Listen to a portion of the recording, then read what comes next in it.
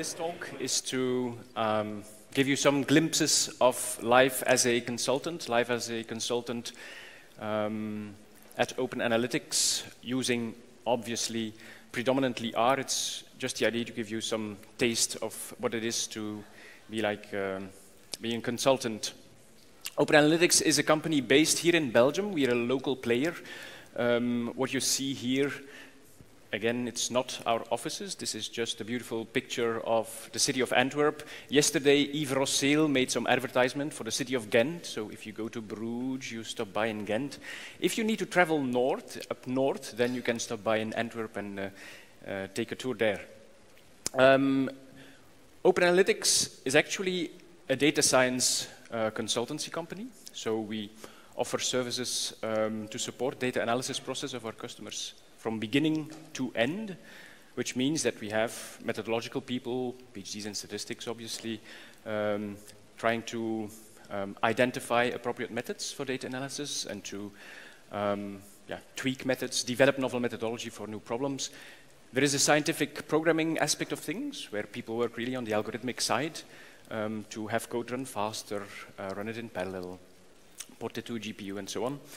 Then some customers think it's very nice to have algorithms, but want them to work, want to bring them to their end users. And we develop applications, web applications, desktop applications, and so on, to support them in that effort. Finally, some customers say, you can do it all. And if we can do it all, we host data analysis platforms in our data center in the port of Antwerp to support them. So I'll give you a couple of examples of things we've done in the past, hopefully a little bit interesting to a general audience. Parasite, worms, and Mexican soup. I have to think a little bit what this is about when I wrote this down yesterday evening. So it's just consultancy projects. The parasite worms is a project where we were asked by a diagnostics company to help them identify the stage of development of a parasite worm for usage in sub-Saharan Africa. They designed custom measurement technology to measure peptides, so pieces of proteins, that they hoped would allow one to identify the exact stage of development of the parasites. So obviously it was a custom method to measure, so we had to think about proper methodology to see what measurement signal comes out, how to normalize these signals, to be sure that we could compare samples amongst each other. Did so, literature review, look maybe at other microarray methods, look at some bioconductor packages, and work out this methodology for the novel platform. Then obviously there was a next stage, a machine learning exercise where we had 20,000, if not more, peptides being measured, and we need to find the unique combination that would allow to identify the stage of the worm. That's a typical example of a statistical consultancy job. Another one, I don't know whether there are Dutch women in the audience. Okay. One of the major achievements of Open Analytics is that we identified that Dutch women like Mexican soup. That's another consultancy project we've done where households received soups and where we designed a methodology to, in a longitudinal way, collect and analyze data to see which soup would really be interesting to the Dutch audience in general. We found out that Dutch men didn't bother at all, that any soup was fine, but the Dutch women really liked Mexican soup. So it can be useful. Yeah, we have a couple of talks, methodological talks also later today. Kathy Mutamanengwe will talk about composite likelihood methods in spatial analyses. We have a talk, also a lightning talk on how to develop, how to do reporting properly using our packages and templates and so on. But you can discover that in the program. Next thing we do, scientific programming missions or projects. Just to give you an idea of the there is a saying, I think, by John Tukey that as a statistician you can play in everybody's backyard, and that's actually what we are doing. We're moving from sector to sector, and we're seeing where statistical methods can be applied. And here we were working on optimal design methodology and implementation, algorithmic, because it requires optimization procedures and it's computationally intensive, to develop drugs in complex PK/PD models. So PK is the process where you take a drug and you measure somewhere at the spot where the drug needs to be active its concentration. So you have a first model to do that, and then PD is what the drug does to your body and models the relationship between that concentration that you measure and the effect that is desired. So Adriaan, he's also present here today, worked on that type of process. Another talk today will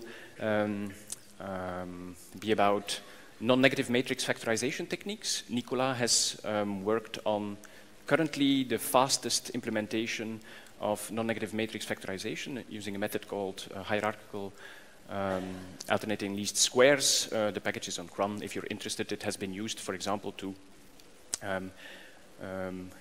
in case of brain tumors, be able to classify and segment tissues in the brain. But Nicolas will tell you more about that. Application development and integration. So yeah, it's nice to have very advanced, fancy statistical techniques, but you need to bring these to end users in the labs, end users, business analysts in the banks or in the insurance industry. This is an example, quite a big project, I think 8 FTEs, full-time equivalents, that worked on software to do so-called high-content screening analysis. So what you see on the right-hand side are cells. What happens is cells are cultivated in wells on plates, artificially cultivated.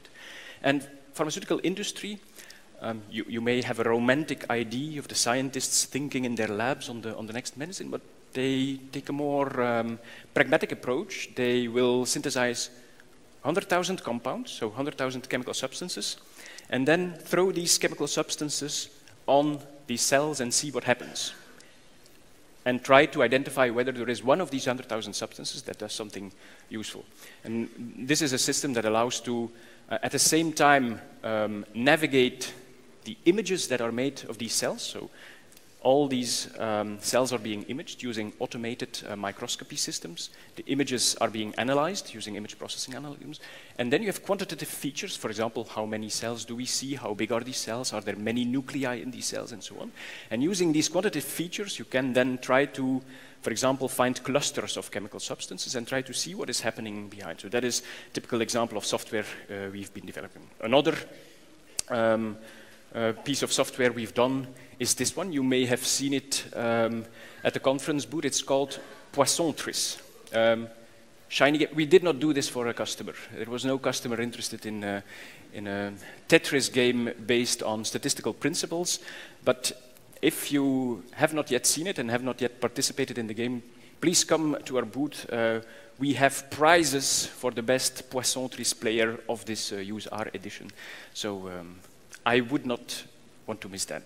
The code is on GitHub if you're interested in how to make a Tetris game using Shiny and R.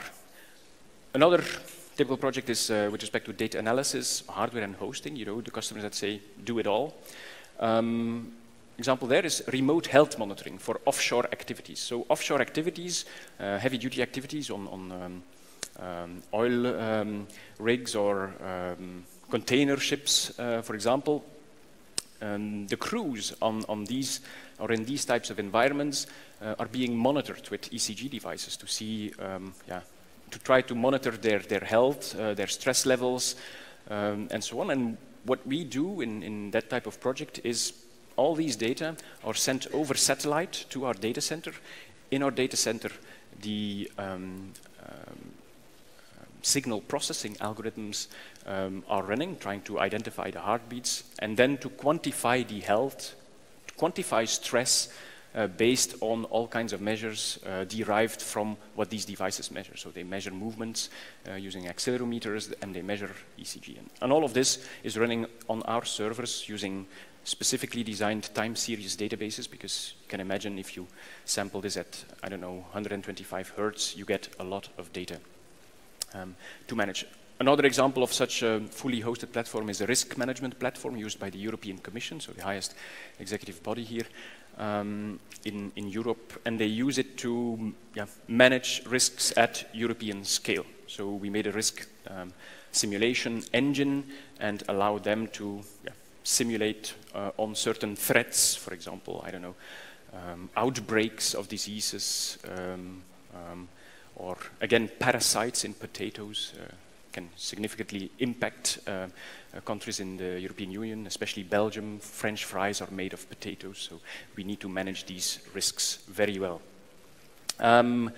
Besides offering services, we also develop a number of products. I'll quickly walk through these.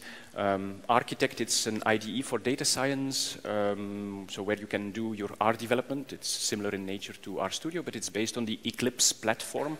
And since we're integrated in that open source ecosystem with thousands of developers, we can also in that same environment make use of Python, make use of C, C++, Java, Scala. You can manage machines in the cloud. There are plugins to do so, both on Amazon and Azure. You can directly query your databases all inside a single environment. And that is the strength of standing on the shoulders of giants, typically done in the open source community. I didn't mention it, but the name Open Analytics is not chosen by coincidence. We really hardcore religious open source fundamentalists working in corporate environments. Another example is Shiny Proxy, talking about corporate environments. If you develop Shiny apps and you want to deploy them at a large scale, you have thousands of users to serve.